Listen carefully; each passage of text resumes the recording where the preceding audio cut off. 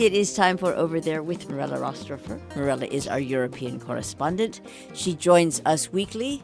Rumor has it she is still in an undisclosed location, not necessarily over there, but she may tell us, she may not. Hi, Mirella. How are you? Hi, Jill. Yes, very well. Thank you. Yes, not in Europe, but one of our subject is definitely international. So it works perfectly. Even though I'm going to focus the subject on France, it is about the International Day for the Elimination of Violence Against Women. That was this week on the 25th of November, Monday.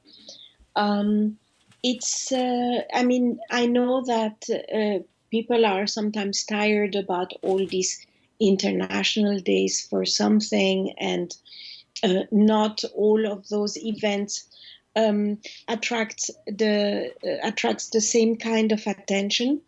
But I believe that this one did, to some extent, at least in Europe, where there have been reaction and some protest, mainly among women. One interesting example is France. Why? Because some laws are going to be passed in January, eventually, trying to deal with a problem that is very, very often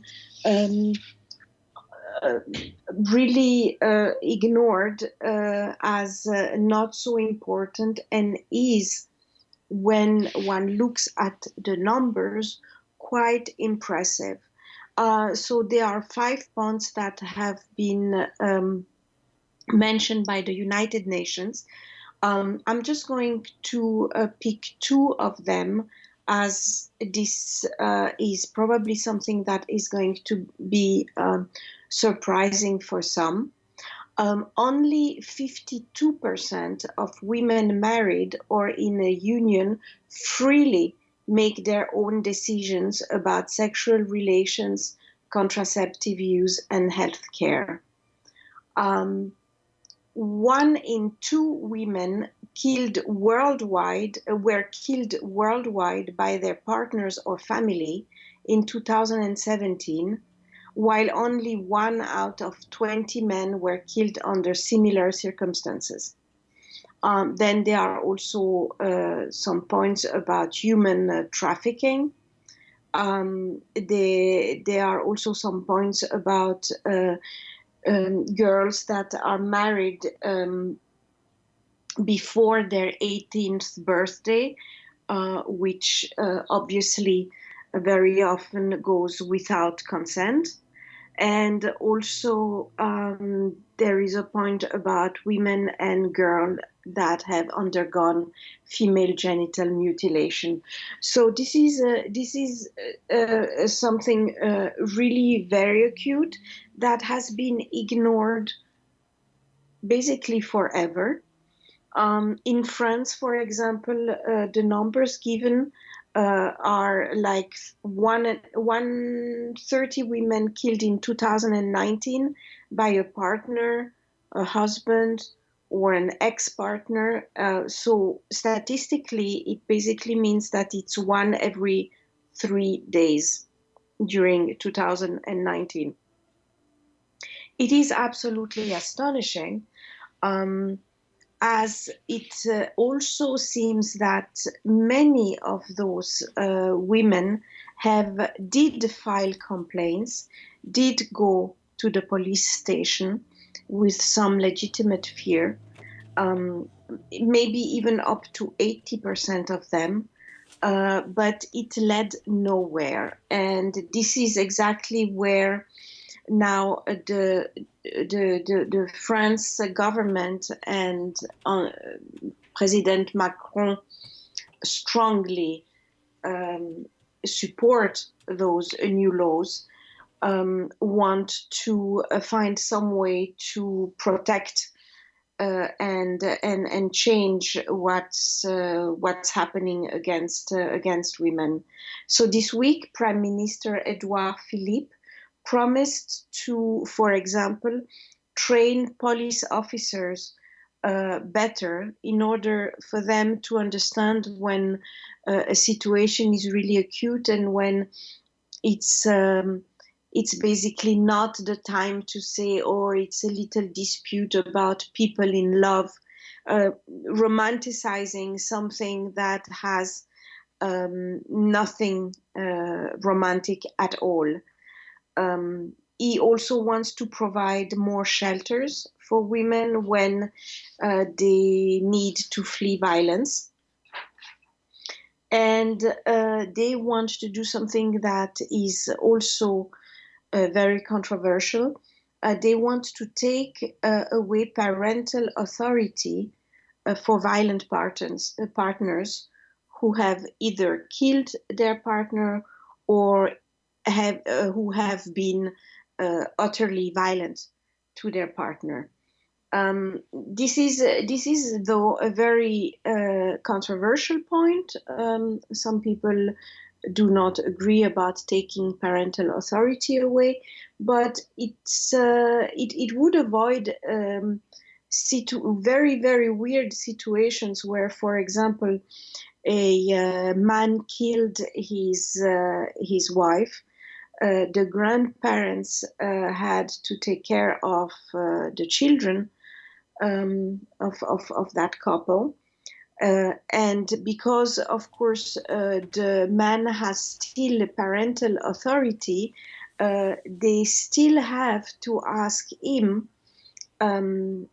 for permission regarding all decisions that are taken for the children, even though he basically killed the mother, who is also the daughter of those grandparents. So France sees there that there is something really senseless to give the right to someone, to a murderer, to still take care of the children.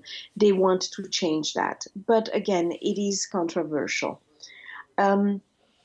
Another law would be also to allow more money to basically take care of violent partners in creating rehabilitation centers in the whole country, in the hope that then the rate of people repeating such an offense would lower.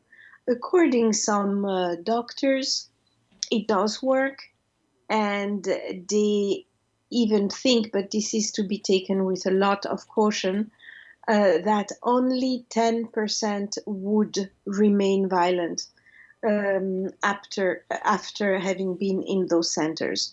The aim, obviously, is to help them to understand that there are other ways to express frustration, and that violence is no solution. But the question always remains, of course, of knowing if in the heat of the moment it's really possible to have totally control on such actions, and maybe there are also levels in that form of violence, as is obviously not the same for someone who tends to some kind of violence compared to someone who is even able to kill in such circumstances.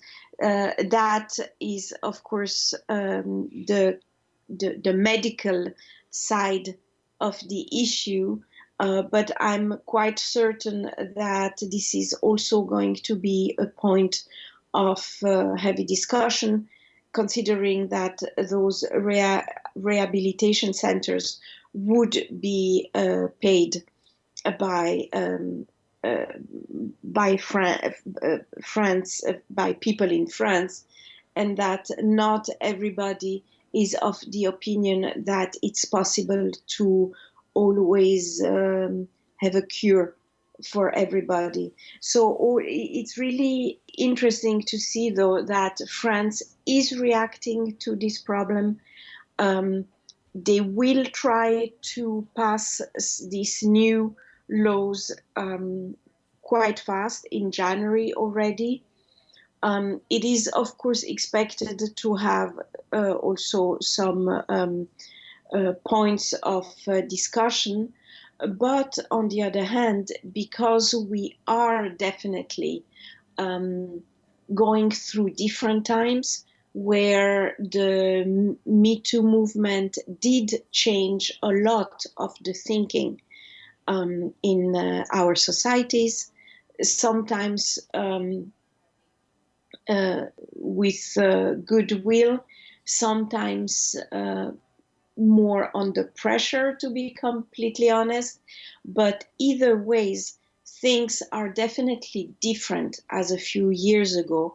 And while one would have thought that this maybe would not have so much of a chance a few years ago, it is definitely a good possibility right now. And this would only do justice to all the women that have been ignored for so many years in situations that were, from a human point of view, absolutely not acceptable, and definitely not to be put under the romantic side of life. Thank you very much, Mirella Rastorfer.